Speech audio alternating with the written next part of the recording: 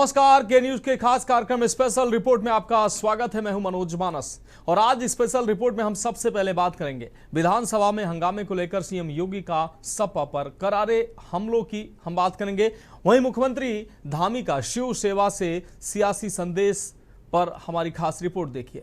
जबकि free UPI service पर merchant discount rate से बैन हटाने की तैयारी की हम बात करेंगे और चलते चलते बात होगी सावन की फुहार यानी आफत की बौछार की। तो चलिए अब चलते हैं खबरों के विस्तार में और पहली अहम रिपोर्ट का रुख करते हैं।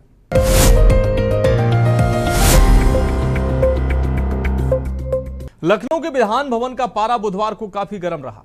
दरअसल विधानसभा के मानसून सत्र में समाजवादी पार्टी के जबरदस्त हंगामे के बीच मुख्यमंत्री योगी आदित्यनाथ पूरे आक्रामक तेवर में नजर आए। सदन की कार्रवाई बाधित होने और अपने संबोधन में रुकावट के बाद सीएम योगी ने विधान भवन में पत्रकारों से वार्ता की और सपा पर करारा हमला बोला। मुख्यमंत्री ने सपा के रवैये को अलोकतांत्रिक, शर्मनाक और संसदीय मर्यादाओं का चीरहरण करार दिया। सीएम ने साफ कहा कि सपा को न नियम कानून पर विश्वास है और न ही जनता से जुड़े मुद्दों पर। आइए इस खास रिपोर्ट में हम आपको दिखाते हैं। उत्तर प्रदेश विधान भवन का गलियारा सियासत के सबसे तीखे जुबानी तीरों का गवाह बना। सदन के भीतर समाजवादी पार्टी के भारी हंगामे और नारेबाजी के बाद मुख्यमंत्री योगी आदित्यनाथ जब मीडिया के सामने आए तो उनका रुख पूरी तरीके से आक्रामक था। सीएम योगी के निशाने पर सीधे सीधे समाजवादी पार्टी रही। मुख्यमंत्री योगी आदित्यनाथ ने कहा कि सरकार प्रदेश के 25 करोड़ जनता के हितों और जन मुद्दों पर चर्चा करने को पूरी तरह से तैयार है। सर्वदलीय बैठक में भी नियमों के तहत चर्चा पर सहमति बनी थी, लेकिन सपा ने सदन की मर्यादा को तार-तार कर दिया और जनहित से जुड़े विषयों पर चर्चा से भाग खड़ी हुई। कहा कि सदन नियमों, परिनियमों और परंपराओं से चलता है। जो आचरण समाजवादी पार्टी और विपक्ष का सदन के अंदर रहा वो अलोकतांत्रिक भी है, शर्मनाक भी है और सदन की अवमानना भी है। हल्ला बोल पर विश्वास करने वाली पार्टी कभी लोकतांत्रिक नहीं हो सकती। ये ना नियम मानते हैं न परंपराएं। इनका मकसद सिर्फ विकास की प्रक्रिया को बाधित करना है। विधानसभा सत्र को हंगामे के हवाले करना प्रदेश के युवाओं, किसानों, महिलाओं और गरीबों के साथ भारी अन्याय है। मानसून सत्र में युवाओं के लिए, अन्नदाता किसानों के लिए, आधी आबादी महिलाओं के लिए और गरीबों के लिए नई स्कीम, नई योजनाएं प्रारंभ हो, युवाओं के एम्प्लॉयमेंट के लिए, उनकी स्किलिंग के लिए, अन्नदाता किसानों के लिए कोई नई योजना घोषित हो सके,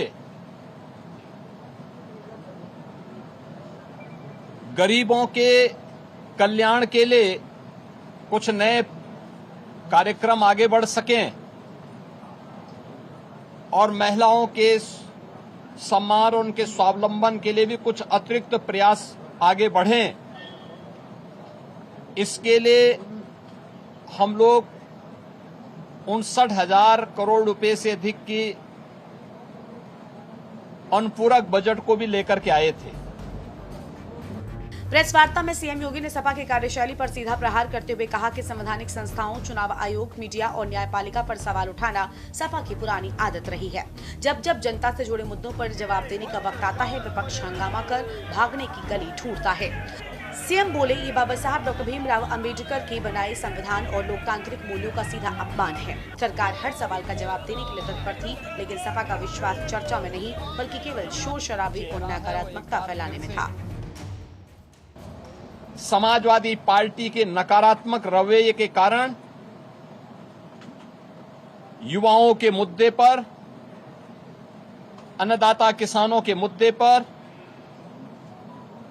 महिलाओं के स्वावलंबन के मुद्दे पर या गरीबों के लिए बनने वाली वेलफेयर की अन्य स्कीमों के मुद्दे पर सदन में समाजवादी पार्टी ने कोई चर्चा नहीं होने दी। इनका ये आचरण असंवैधानिक भी है, युवा विरोधी है, किसान विरोधी है, महिला विरोधी है और गरीब विरोधी भी है। 59,000 करोड़ रुपए से अधिक का अनुपूरक बजट इन नई मांगों के साथ साथ प्रदेश के इंफ्रास्ट्रक्चर की स्ट्रेंथनिंग के लिए एक्सप्रेस वे के नेटवर्क को और बेहतर बनाने के लिए जो माननीय जनप्रतिनिधियों ने डिमांड की थी, उसके लिए भी धनराशि का प्रावधान किया है। हमने प्रदेश के अंदर उस तबके के लिए जो अब तक प्रदेश के विकास में मजबूती के साथ लगकर के काम कर रहा था, आंगनवाड़ी, आशा वर्कर, रसोइया, ग्राम चौकीदार,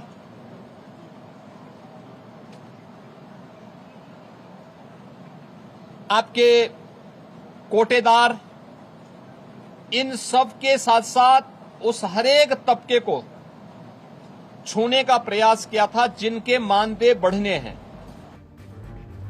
मुख्यमंत्री योगी आदित्यनाथ के एक कड़े तेवरों से साफ है कि सत्ता पक्ष विपक्ष के हंगामे को बख्शने के मूड में नहीं है।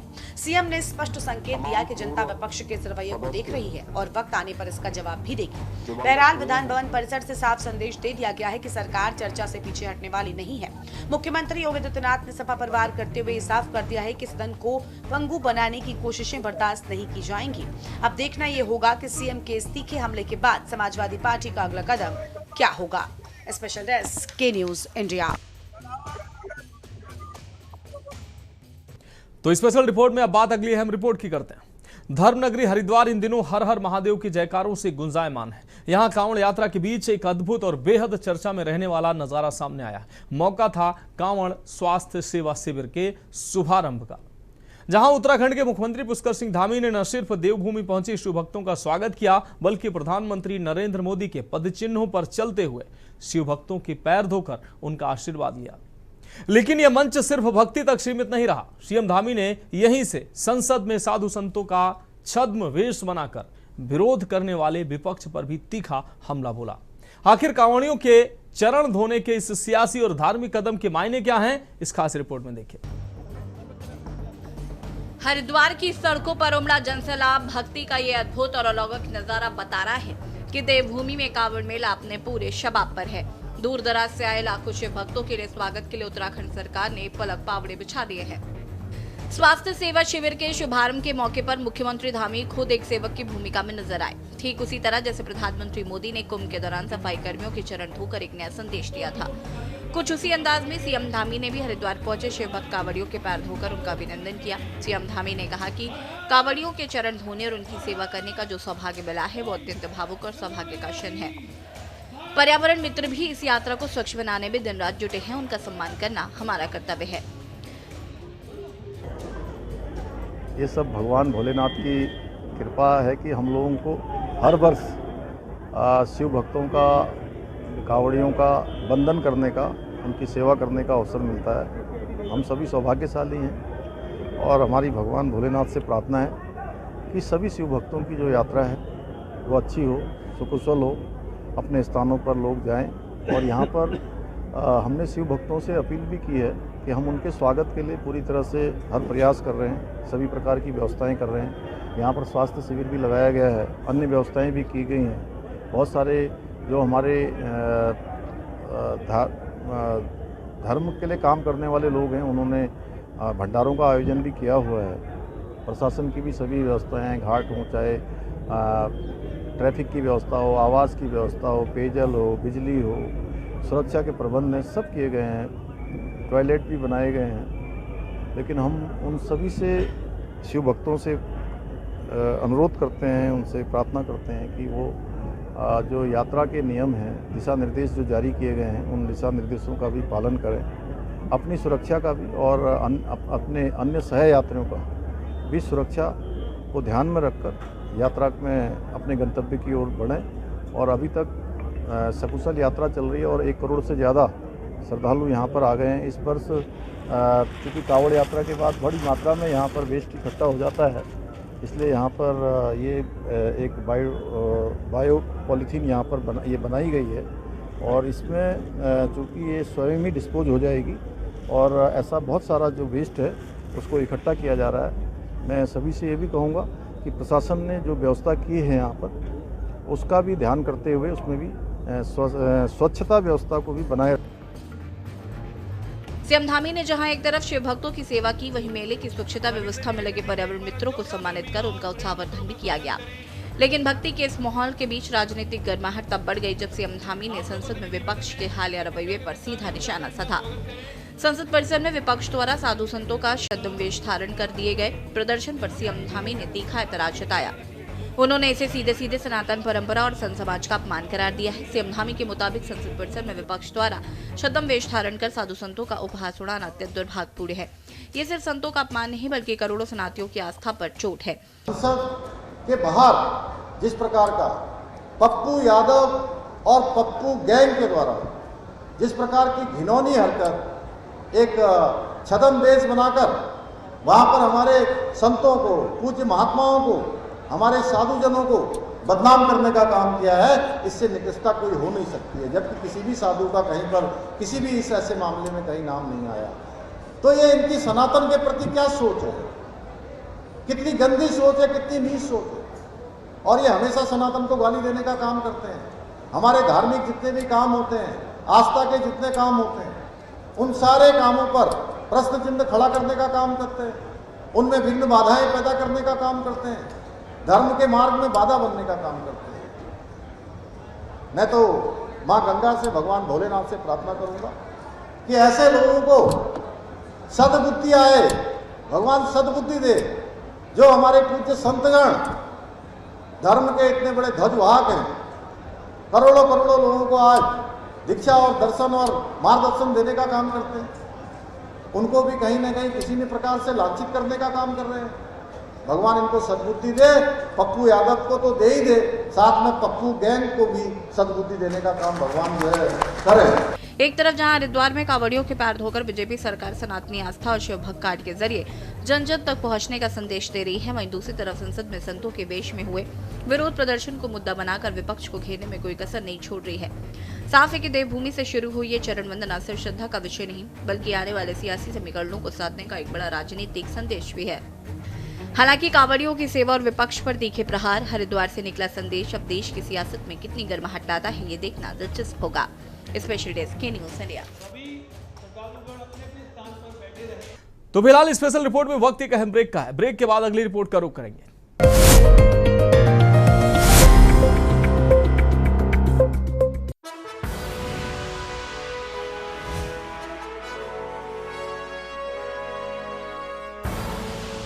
आप देख रहे हैं के न्यूज़, खबरों का सारथी। तो स्पेशल रिपोर्ट में अब बात अगली अहम रिपोर्ट की करते हैं। सब्जी की दुकान पर 10 रुपए का भुगतान करना हो या किसी बड़े शोरूम में हजारों की शॉपिंग, हम और आप अब जेब में कैश रखें या ना रखें, मोबाइल से QR कोड स्कैन करना भूलते नहीं हैं। भारत में यूपीआई अब सिर्फ एक पेमेंट मोड नहीं है बल्कि हमारी दिनचर्या का हिस्सा बन चुका है। लेकिन अगर हम आपसे कहें कि अब ये बेफिक्र होकर यूपीआई का इस्तेमाल करना आपकी जेब पर भारी पड़ सकता है, तो आपकी प्रतिक्रिया क्या होगी? जी हां, सरकार डिजिटल भुगतान से जुड़ा एक बड़ा फैसला लेने जा रही है। अभी लिया नहीं है, लेने जा रही है। वित्त मंत्री निर्मला सीतारमण ने संसद में एक नया संशोधन बिल पेश किया है जिसके तहत 2000 से ऊपर के बिजनेस पेमेंट पर MDR यानी चार्ज लगाने की तैयारी है। ये रिपोर्ट देखिए। मुफ्त यूपीआई का जमाना गया। यूपीआई पर टैक्स या विकास का पेमेंट, क्या आप जेब से ढीला होगा कैश? डिजिटल डाका या बैंकिंग सिस्टम को सहारा, कैशलेस इंडिया का बढ़ा खर्चा, डिजिटल क्रांति पर चार्ज की मार, क्या फिर से कैश की तरफ लौटेगा बाजार? सब्जी खरीदना हो या मॉल में शॉपिंग, जेब से पर्स निकले या ना निकले, लेकिन मोबाइल निकालकर QR कोड स्कैन होना तय है। भारत की डिजिटल क्रांति का सबसे बड़ा चेहरा बने यूपीआई को लेकर अब एक नई खबर सामने आ रही है। अगर आप भी दिन रात बेफिक्र होकर यूपीआई का इस्तेमाल करते हैं तो ये खबर सीधे आपकी जेब से जुड़ी है। खत्म होगी फ्री यूपीआई सर्विस। प्रस्ताव, मर्चेंट डिस्काउंट रेट एमडीआर से बैन हटाने की तैयारी। शर्त, सिर्फ 2000 से अधिक के बिजनेस ट्रांजैक्शन पर। संभावित दर 0.25% से 0.4% तक फीस। राहत, आम यूजर के पर्सनल ट्रांजैक्शन पे टू पे पर कोई चार्ज नहीं। दरअसल मोदी सरकार यूपीआई इस्तेमाल करने वालों को एक बड़ा झटका दे सकती है। वित्त मंत्री निर्मला सीतारमण ने संसद में taxation and other laws bill पेश किया है। इस बिल में बैंकों और पेमेंट सर्विस प्रोवाइडर्स पर इलेक्ट्रॉनिक पेमेंट मोड्स पर एमडीआर लगने पर जो बैन था उसे हटाने का प्रस्ताव रखा गया है। एमडीआर हटने की खबर से छोटे बड़े व्यापारियों के मन में सवाल खड़े हो गए। अगर किसी व्यापारी को 5000 के भुगतान पर 15 से 20 रुपए तक शुल्क देना पड़ा तो वे या तो नगद की ओर लौट सकते हैं या फिर सामान की कीमत में या चार्ज जोड़ सकते हैं। यानी घुमा फिराकर इसका असर आम उपभोक्ता के बजट पर ही पड़ सकता है। हालांकि पैनिक करने की जरूरत अभी नहीं है। सरकारी अधिकारियों ने साफ किया है कि बिल में सिर्फ कानूनी पाबंदी हटाने का प्रस्ताव है। ये चार्ज कब से लागू होगा, किस रूप में लागू होगा या लागू होगा भी या नहीं, इस पर अंतिम फैसला होना अभी बाकी है। डिजिटल इंडिया की सफलता के पीछे यूपीआई का फ्री होना एक बहुत बड़ी वजह रहा है। अब देखने वाली बात यह होगी कि अगर 2000 से ऊपर के बिजनेस पेमेंट पर एमडीआर लागू होता है तो क्या लोग फिर से कैश की तरफ लौटेंगे या डिजिटल इंडिया की ये रफ्तार यूं ही बनी रहेगी। स्पेशल डेस्क के न्यूज इंडिया। तो स्पेशल रिपोर्ट में बात अगली रिपोर्ट की करते हैं। बरसात का मौसम है, कुदरत अपना रूप जो है वो दिखा रही है और सावन की झड़ी के साथ ही उत्तर प्रदेश के कई हिस्सों से प्रशासनिक लापरवाही की तस्वीरें भी सामने आ रही हैं। दावे किए जाते हैं कि मानसून से पहले नाले नालियों की सफाई हो गई है। दावे किए जाते हैं कि दुरुस्त जल निकासी की व्यवस्था हो गई है, लेकिन जमीनी हकीकत इन दावों की हवा निकाल ही देती है। मामला उत्तर प्रदेश के बांदा जिले का है, जहां प्रशासनिक अनदेखी की वजह से दर्जनों परिवारों का जीवन नरकीय बन चुका है। लोगों के घरों में गंदा पानी घुस गया है, मकान गिरने की कगार पर हैं, लेकिन जिम्मेदार अधिकारी चैन की नींद सो रहे हैं। देखिए बांदा से ये खास रिपोर्ट। सावन की फुहारें जहां राहत लेकर आती है, वहीं बांदा के मुंबई बुजुर्ग गांव के लिए बारिश आफत बन चुकी है। तस्वीरों में दिख रहा है मंदिर किसी नदी नाले का नहीं बल्कि लोगों के आशियाने का है। प्रशासनिक लापरवाही का आलम यह है कि दर्जनों घरों में घुटनों तक गंदा पानी भरा हुआ है। बदबूदार पानी के बीच रहने को मजबूर ये ग्रामीण लगातार किसी बड़े हादसे के डर में जीने को मजबूर है। बरसात में आमतौर पर जलभराव के कारण हर साल मानसून आते ही दावों की पोल खुलना सिर्फ एक गांव शहर नहीं बल्कि लगभग पूरे प्रदेश की कहानी बन चुकी है। जलभराव की समस्या का कारण सिर्फ अधिक बारिश होना नहीं बल्कि इसके पीछे प्रशासनिक कमियां, इंफ्रास्ट्रक्चर का ढर्रा और जन जागरूकता का अभाव। केवल कागजों पर सफाई की खानापूर्ति। प्रशासन की ओर से नाला सफाई के टेंडर अक्सर मानसून आने के ठीक पहले आनन फानन में जारी किए जाते हैं। नालों से निकाली गई सिल्ट को नाले के किनारे ही छोड़ दिया जाता है। यूपी के अधिकतर शहरों का ड्रेनेज सिस्टम दशकों पुराना है। आपको बता दें कि मुंबई बुजुर्ग गांव में नाली जाम होने से लोगों का जनजीवन पूरी तरीके से प्रभावित हो गया है। यहाँ मिट्टी और मलबा भर जाने से नाली की निकासी बंद हो गई है, जिसके बाद बारिश और घरों का गंदा पानी सड़कों से होता हुआ लोगों के घरों में घुस गया। हालात ऐसे हैं कि कई घरों की नींव कमजोर होने लगी है और मकानों के गिरने का खतरा मंडरा रहा है। जलभराव से बच्चे, बुजुर्ग और महिलाओं को सबसे ज्यादा दिक्कतों का सामना करना पड़ा। ग्रामीणों का कहना है कि कई बार लेखपाल और ग्राम पंचायत सचिव को शिकायत दी गई, लेकिन अब तक समस्या का कोई स्थायी समाधान नहीं निकला। अब गाँव के लोग प्रशासन से तत्काल नाली की सफाई कराकर पानी की निकासी बहाल करने और किसी संभावित बड़े हादसे से पहले प्रभावी कार्रवाई की मांग कर रहे हैं। बहरहाल सवाल उठता है कि आखिर मुंबई बुजुर्ग गांव के यह हालत बने कैसे। आरोप है कि यहाँ जलापूर्ति के लिए पाइपलाइन बिछाने का काम किया गया था। ठेकेदारों और जिम्मेदारों विभाग ने पाइप डालने के नाले को खोदा, लेकिन काम पूरा होने के बाद उसे यूं ही लावारिस छोड़ दिया गया। नतीजा ये हुआ कि पूरे गांव की जल निकासी बंद हो गई। अब आलम यह है कि पानी घरों में रिस रहा है। कई कच्चे और पक्के मकानों की नींव कमजोर हो चुकी है, वो ढहने की कगार पर है। अच्छा बताइए, यहाँ पर जल भरा हुआ है, कैसे जल भरा हो गया आप लोगों के घरों के पास? ये जल भरा हुआ है, ये आगे जो से जीसीबी से नाला तोड़ दिया गया। कहाँ पर? कहाँ पर? ये पेट्रोल पंप के पास। अच्छा, तो किस तरह की दिक्कत आप लोगों को हो रही है उससे? क्या हो रही है, घर मकानों में पानी घुस गया है, कच्चे मकानों में घुस गया है पानी नहीं निकल पा रहा? क्या पानी नहीं निकल पा रहा, जाम लगा है। अच्छा, कितने बजे से है आप लोगों के यहाँ भरा है पानी? यही लगभग 2 बजे से ही। उत्तर प्रदेश में योगी सरकार हर मोर्चे पर सुशासन और चुस्त दुरुस्त व्यवस्था के दावे करती है, लेकिन वादा के मई बुजुर्ग गांव की ये बदहाली उन तमाम दावों पर पलीता लगा रही है। कागजों पर हर साल मानसून से पहले नालों की सफाई के बड़े बड़े दावे किए जाते हैं, बजट खर्च होता है, लेकिन जमीन पर जब सावन की पहली झड़ी लगती है तो प्रशासनिक कार्यपन की पोल खुल जाती है। बहरहाल शिकायतों के अंबार के बावजूद अधिकारियों का टाल बटोल वाला रवैया ये बताता है कि उन्हें जनता की तकलीफों से कोई सरोकार नहीं है। स्पेशल डेस्क के न्यूज़ इंडिया। तो फिलहाल स्पेशल रिपोर्ट में आज के लिए मेरे साथ इतना ही। मुझे दीजिए इजाजत और आप देखते रहिए के न्यूज़ इंडिया।